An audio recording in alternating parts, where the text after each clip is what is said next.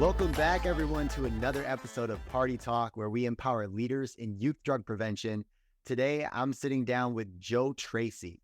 Now, this guy leads a coalition out here in Buckeye, Arizona. It's on the outskirts of the Phoenix area, and it comes with its own unique challenges and its own unique opportunities. And what I've seen this guy do over the last year of knowing him has been really cool, but his organization actually has a long history, too, that's fascinating. So I'm really excited to share all the great stuff that he's doing and how it can potentially inspire you to do more in your community. So, Joe, welcome to the show, man. Thanks, Jake. Appreciate it, man.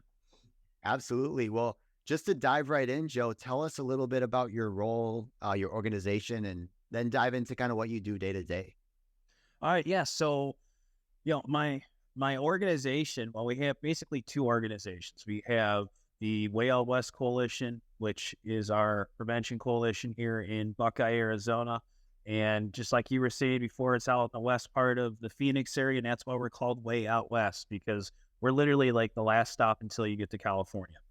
So, that's seat fitting. So WOW is the abbreviation for that. So we also have what's called Youth4Youth, and that is really more the nuts and bolts of everything, because that engages the youth and everything that we do. And basically we go into schools, and our goal is to put together a team of kids that want to make a difference in their school.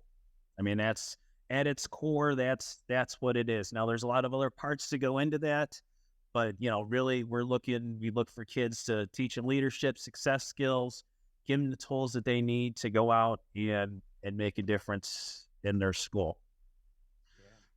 And then as far as my role, it's really hard to say. Like, I kind of do it all. I mean, I have to do some of the business stuff. I got to do all the reporting. But really, I like being in front of kids, with the kids. Yeah, that's where the fun's at. And coalition wise, yeah, we're out in the community. We're giving people information as far as what maybe some new drug trends are, or some tips for parents. But that's just part of it. Then we get to do the work with the kids, and that's where I really I love. And we got a few different things that we work on. One of them is a resiliency program.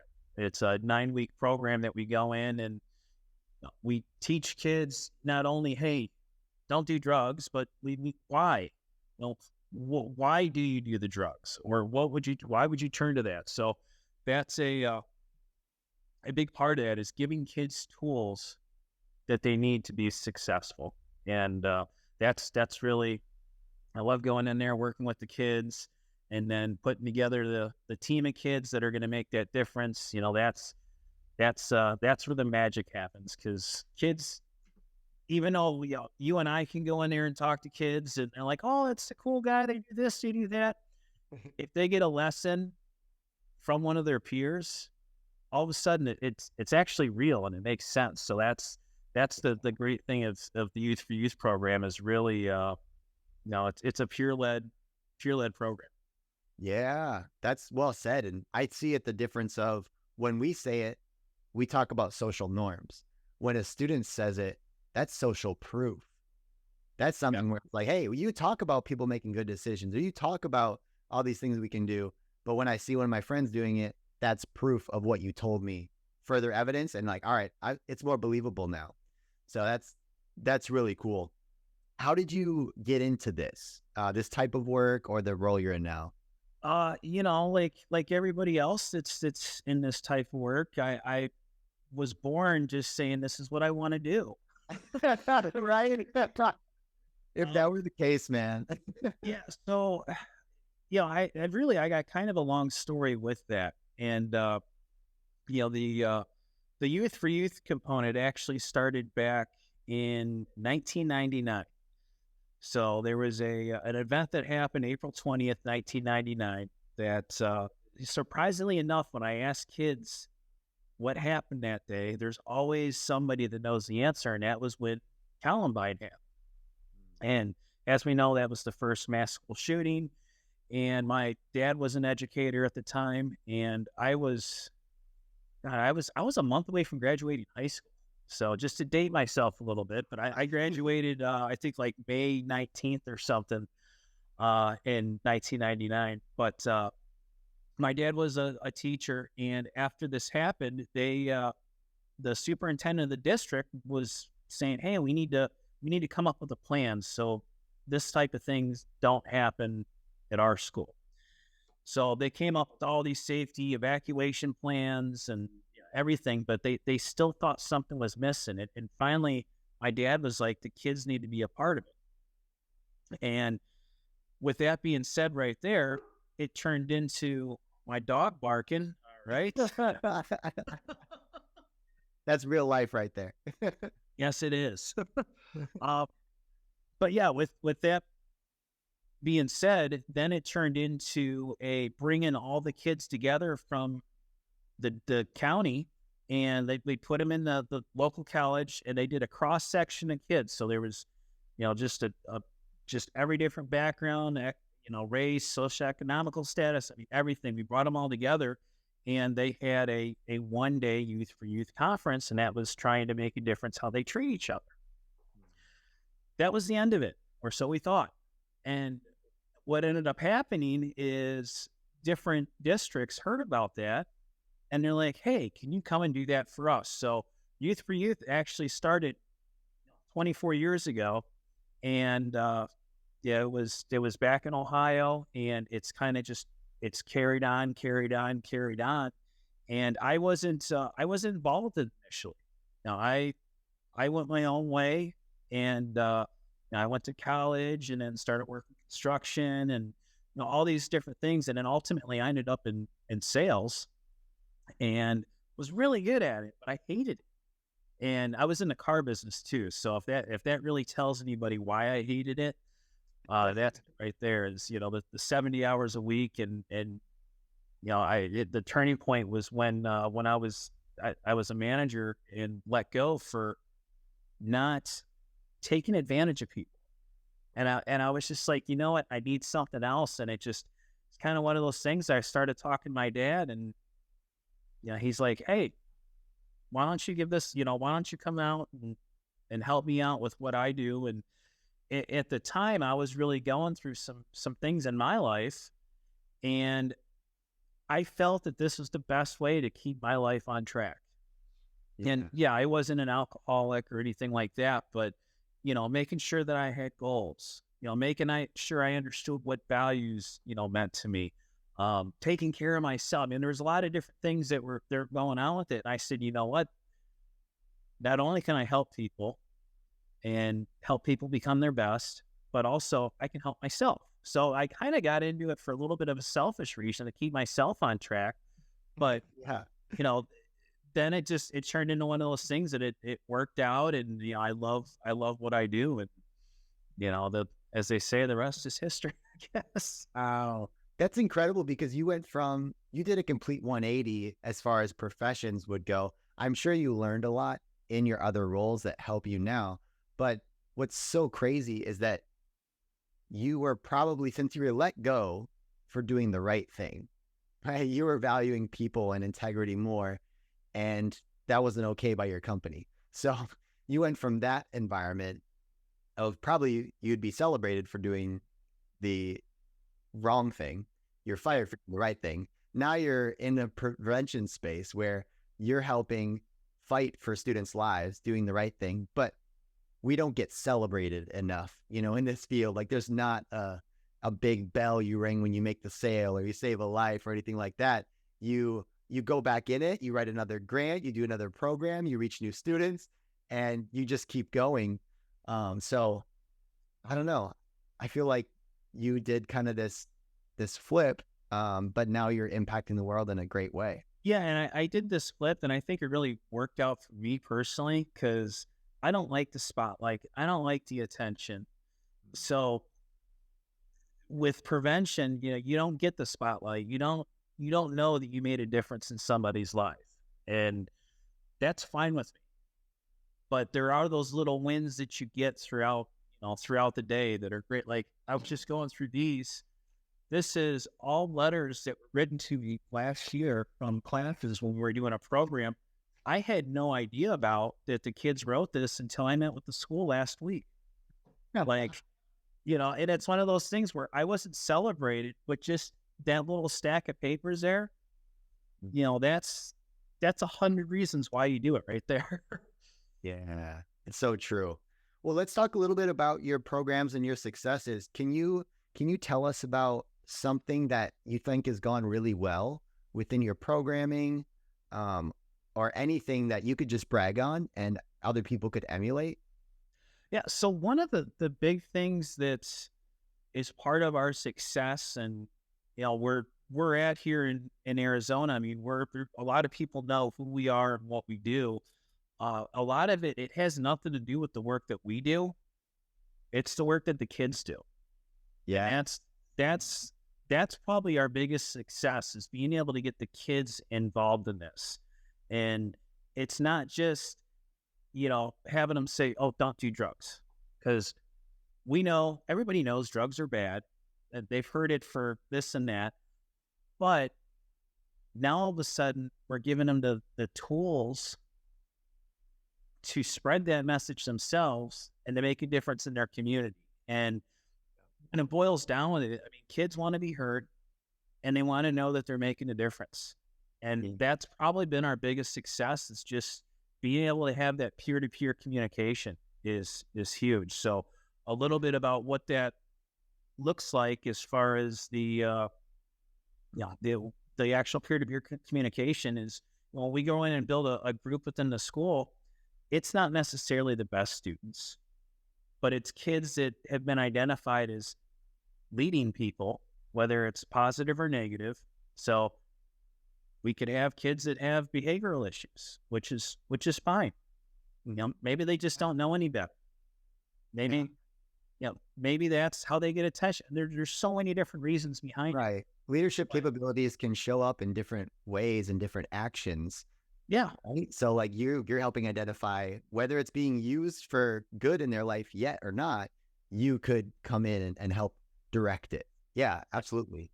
So we direct it, and we give them the skills, and they go out and they determine, what are problems that I see in my school?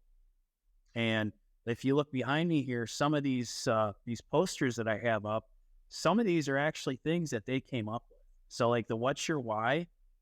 That was one of the ones at the high school group, and "Don't Stay Stuck." Like that was a huge one. Don't stay stuck in negative thinking, bad relationships. I mean, it's just figuring out a way to move forward, and whether you got to go backwards at first, just don't sit there. It's not poor me. It's okay. This happened. It sucks, but I'm going to figure out a way to make life better. Yeah. What are some things that the students are doing that you're looking at them thinking like, whoa, I can't believe that they're doing this. Like our students are taking charge and leading this. So one of the things that they do is they are tasked with getting a message out to the entire school. And that could be a high school where there's 4 grades. That could be, like some of the schools out here are kindergarten through 8th grade. So, I mean, there's either way, they are tasked with identifying problems, coming up with a solution, and getting that to the entire school. So I've had students where they have actually designed posters that have whatever their theme is for the year, whatever they're addressing, and they will go to every classroom on that campus, and they will do a 5 to 10 minute presentation on, what it means to be respectful, or, taking care of your mental health, or why you shouldn't use substances, or whatever their thing is. And that's the key thing is, if I go into their school and I say, well, looks like to me you got a problem with A, B, and C. That is not valid because I'm not there.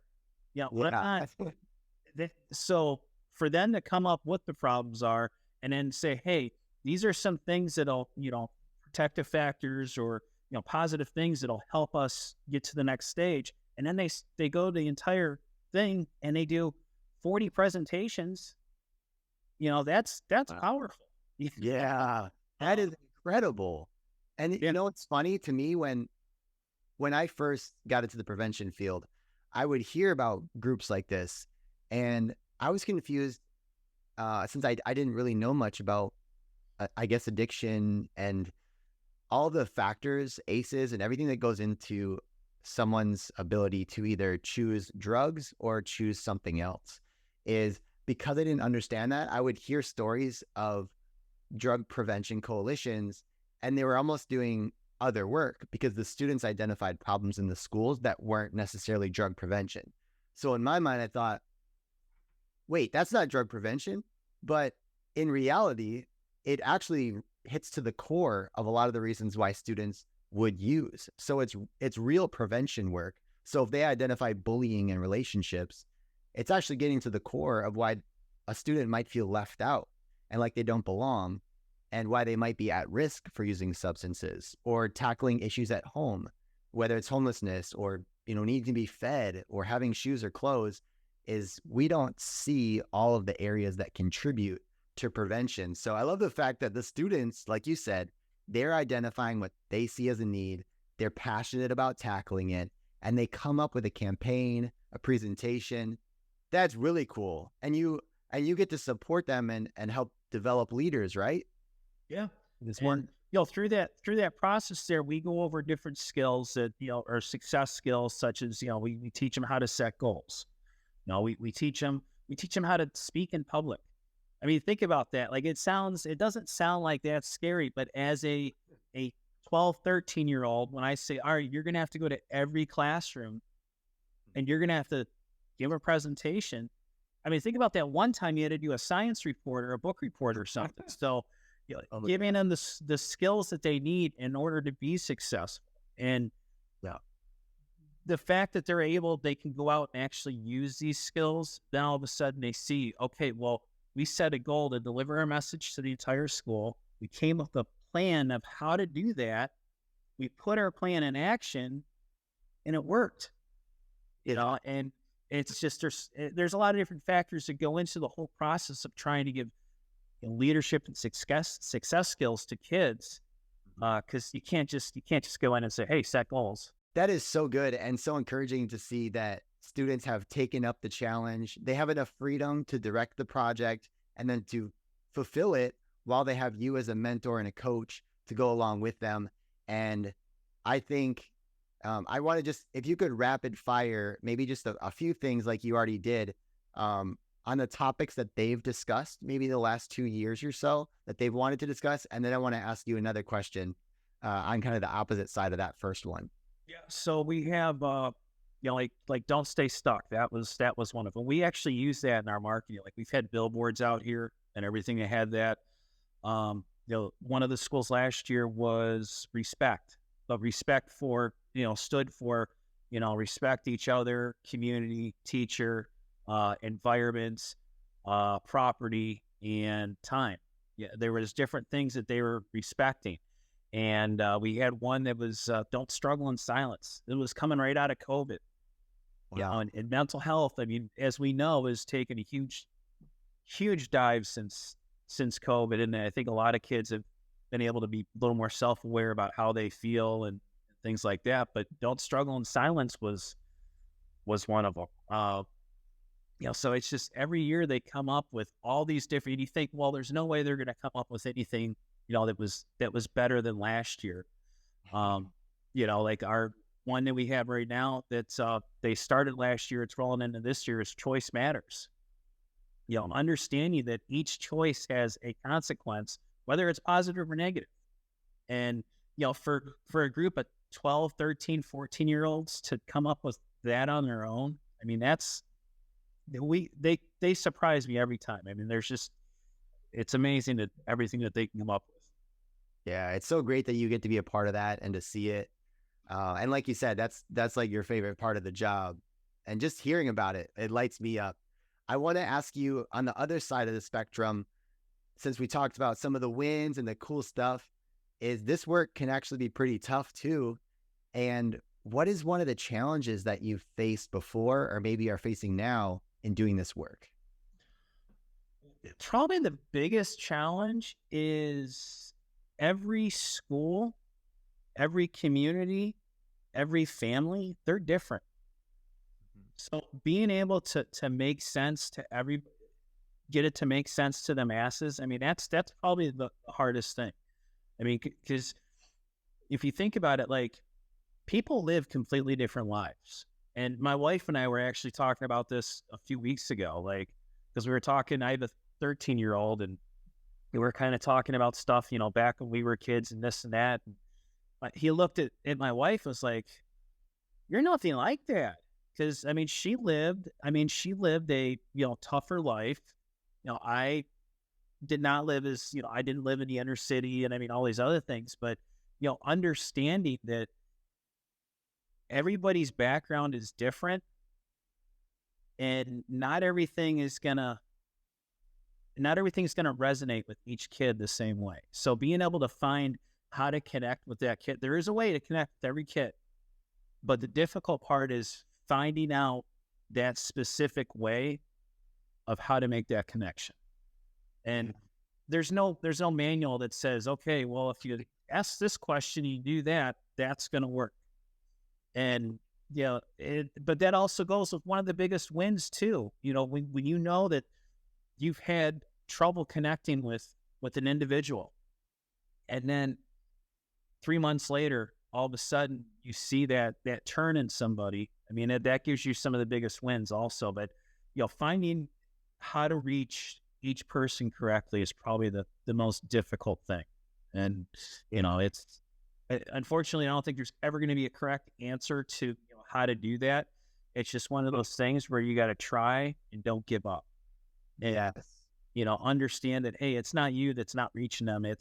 There's things that have happened before that have made that difficult for that to happen. It's so true. And it's just a testament to the fact that there's not a one solution. Like, if we had found this thing we can just sweep across the nation and make drugs unappealing and like for smart choices to just bounce out of our brain and our bodies, like that doesn't exist. The reality is, like, we're here doing the difficult work because not only is our world changing every single day, so what happened yesterday or last month might not work this month. Our culture is continually changing, but also, like you said, is we're working with different populations and we can't do everything. So that just makes me just thankful for anyone who's in this field, who's pouring into kids, pouring into students, and helping them make better choices. Is we need all of us from every background and every piece of diversity that we can have, because we're all going to connect with different students and we're all going to bring different lessons. And we have to do this together. You know what I mean? Yeah. Yeah. That's really well said. I'm glad that you brought that up. It actually reminds me too of this quote. It's like, if you speak to everyone, you reach no one.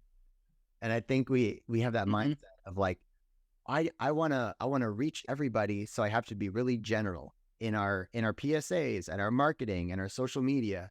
When in reality, we need to be speaking to a specific type of person with a specific problem or a perspective. And so we can really speak to their life and their issues. And that's also why we need different messaging for different populations and all that good stuff. Yeah. I mean, especially if you think about like with primary prevention, we work 12 to 17 is our target population there. And one thing that's consistent with almost every 12 to 17-year-old is they live at home with their parents. And when you go in there and you say, well, don't smoke cigarettes, don't vape, don't smoke marijuana, don't drink, and they go, well, my parents got a bong sitting on a table. I mean, now all of a sudden you got a confrontation there with that kid, because you're taking something that's normalized in their life, and you're saying, hey, it's bad. So finding that way to, I don't like when people go and just say, hey, don't do drugs, they're bad. That's like back, what was that this is your brain on drugs. Right. And they showed the frying it, the pan and things like that. It was like, it just said, hey, you do drugs, your brain's going to fry and you're going to die. And then all of a sudden, stuff like that didn't happen. And people are like, well, there's no credibility.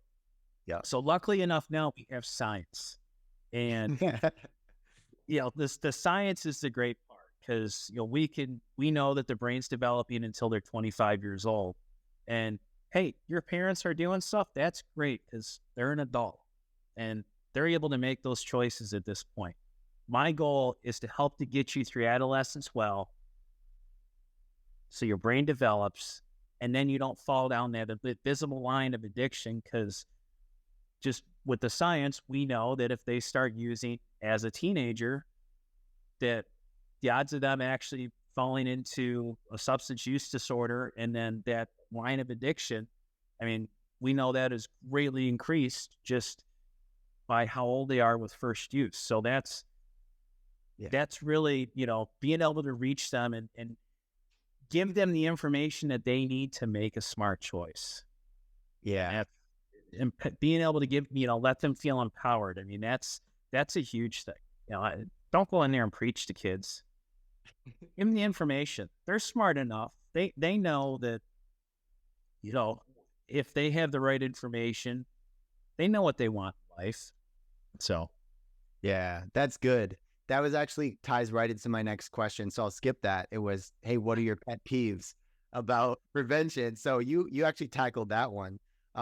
So the next question is, if you were talking to someone who's brand new in the field, maybe they've been giving your job title, maybe a community like yours to work in, what advice would you want to give them?